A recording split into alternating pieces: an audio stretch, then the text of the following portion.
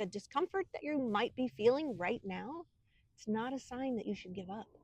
It's a sign that you're on the right track. When you want to quit something, you want to go back to stop something that you're doing that is something that's making you feel uncomfortable, that's just your brain trying to protect you. And I have wanted to recently wanted to quit YouTube, stop making videos. It has felt a little pointless, not sure anyone's watching or cares, and starting to feel like I was wasting my time. But I know that my brain is trying to protect me and screaming, retreat, go back to doing what you were doing before, and it's too hard and it takes too much time, and stop putting yourself out there. But I told myself at the beginning of this year that I would give it a full year, 52 videos, one every week.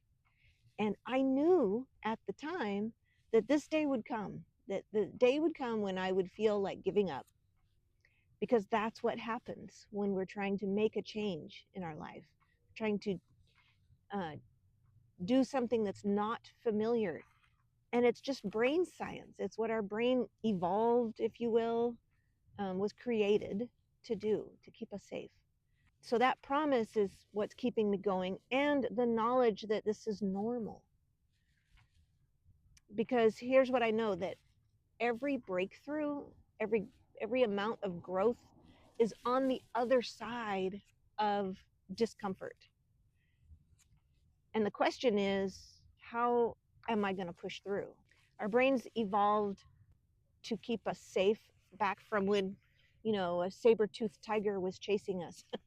And anytime we try to start something new, or start a YouTube channel, start a diet, start a new exercise routine, learn a skill or anything like that, then there's this element of unfamiliarity, of discomfort.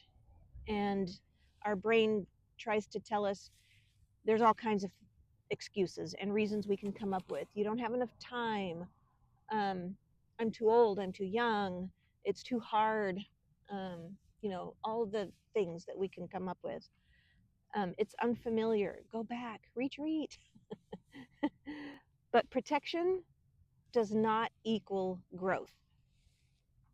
And you can't grow and stay comfortable at the same time, because growth requires some of that discomfort. If you want to eat healthier, but you miss the comfort foods, that's discomfort. Maybe you want to start exercising and it hurts, hurts your body, it takes time, and you want to stop.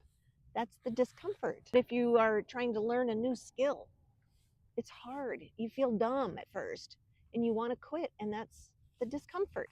Learning a language, you can't pronounce the words correctly, people aren't understanding you, can't understand other people. That's the discomfort. If you're building something for your future, which is where I'm at, you're putting yourself out there, people might judge you, it doesn't feel safe. um, you want something new and different in your second chapter of life, perhaps. There's always going to be this element of discomfort. Health, career, personal growth, our dreams, there's always going to be the discomfort. The question is, how are we going to push through it? Most people will just retreat.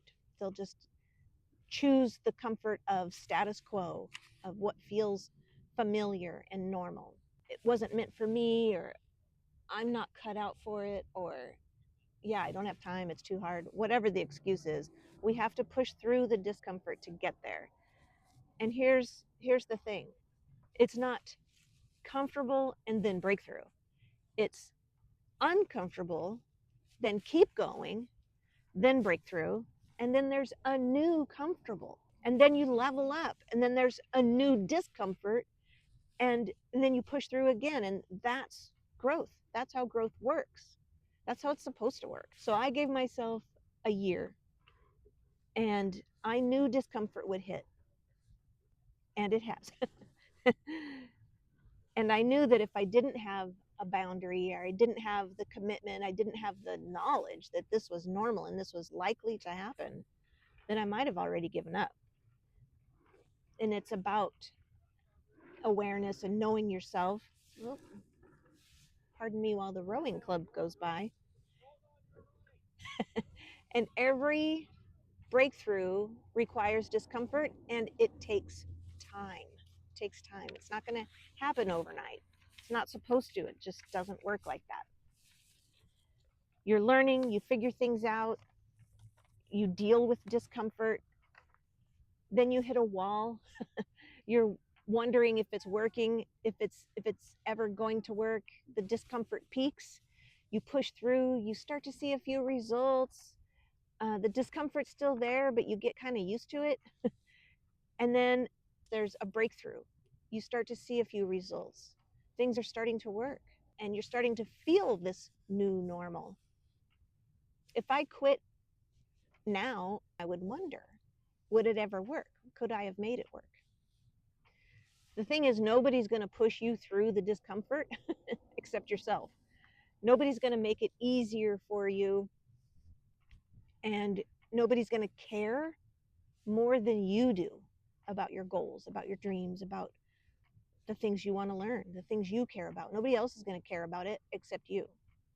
And in fact, other people are probably going to sympathize with you because they feel discomfort too. We all do. And they might say, yeah, I mean, why work so hard? Why don't you just not do that? And in fact, I did a whole video on don't tell people. And this is one of the reasons why. I'll drop that video here if you want to go back and watch that one. There's good reasons for, if you're trying something new, don't tell anybody. And you can't wait for the circumstances to be perfect, because they won't be. You can't wait for motivation to hit. And you can't wait for someone to give you permission. The only permission you need is from yourself. And only you can decide. Am I going to retreat to what's comfortable, go back to the status quo, or am I going to push through to the breakthrough, to a new comfortable? Only you can make the promise to yourself, and only you can keep the promise to yourself. It's weird. We kind of have to parent ourselves. You know, if our kid was trying something new and always wanted to give up, we'd tell him, no, you got to keep going. This is learning. You're learning. It's fine. What if babies gave up when every time they fell down as they're trying to learn to walk, right? So we have to parent ourselves and tell ourselves to keep going. You know, how important is the thing on the other side of discomfort? How important is it to you to keep going? So that's what the self-responsibility means, self-discipline. Not because it's easy, but because it matters to us. So here's what I want you to understand. The discomfort that you might be feeling right now, it's not a sign that you should give up. It's a sign that you're on the right track and that we should keep going. I'm in the same boat. Just last week, I considered giving up on the YouTube channel. And I'm in that, I'm in the thick of the discomfort right now. But I want to be the person that at least gave it a whole year to find out if I can make it work. So I'm going to keep going. I'm going to push through the discomfort. I know that my job is bigger than the fear.